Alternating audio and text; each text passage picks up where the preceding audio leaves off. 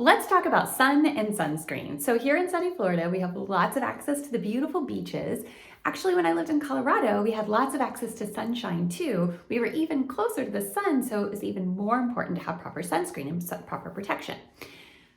What is proper protection? The research that we're about to discuss is from the Environmental Working Group. Feel free to look them up. They are a fantastic resource, well credentialed, and they've studied the issue of sunscreen and sun protection for many, many years. First thing I want to share with you is that in Europe, the standards are quite a bit more strict than they are in America. So only about 1/3 of the products that we pass in America are acceptable for use on the European market. Okay, why might that be? Let's specifically talk about SPF 50 and above. So there are 4 main problems with the sunscreens that are 50 and above. Even though it's great marketing, right? It sounds fantastic. The first one is that it's poor balance. So there are UVA and UVB rays. The SPF rating that you're looking at is relative to the UVB rays. So they're protecting you from sunburn from UVB rays. The problem is that it doesn't say anything about UVA rays, which are a lot more harmful actually. So they're the ones that suppress the immune system, that they form a whole lot of extra free radicals, and that's our cancer causing agents. And it's what we develop melanoma from. So UVA and UVB is not the same, and high SPF doesn't have anything to do with UVA rays. Okay, so that's number 1. Number 2 is you're misusing high SPF products. Most people think, okay, if SPF 50 is good and it's gonna last me 2 hours out in the sun, then SPF 100 must be awesome and it's gonna last me 4 hours out in the sun. But it doesn't work that way. When you're in and out of the water, your sunscreen washes off no matter what the SPF is. And even the sports versions of it, they still wash off too. So you have to be really diligent to that. And it lulls users into a false sense of security. So they think, okay, I've got my SPF 100 on, I'm gonna stay out in the sun for hours and hours and hours.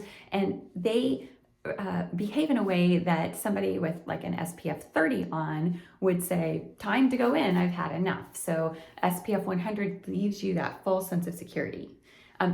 This is, I think, the most important one. The SPF protection is only marginally better. So SPF 50 protects you from 98% of the sun's UVB rays.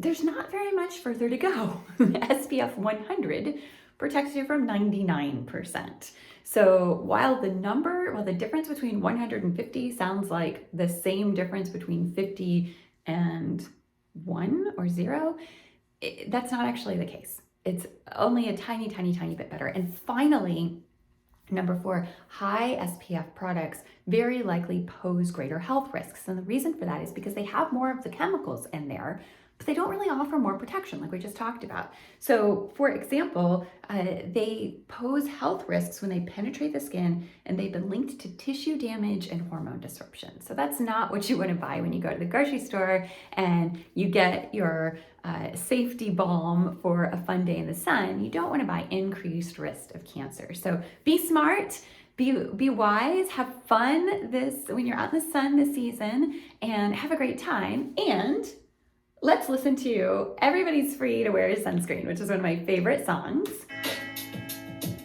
Enjoy the power and beauty of your youth. Well, never mind. You will not understand the power and beauty of your youth until they fade.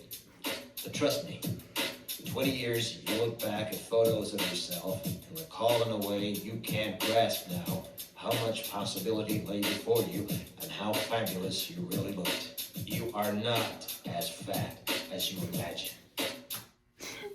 So the refrain of the song is everybody's free to wear sunscreen. And I hope you enjoy it. I hope you have a fantastic day. And I'm Dr. Cynthia Clark with Longevity Wellness, and that's good medicine.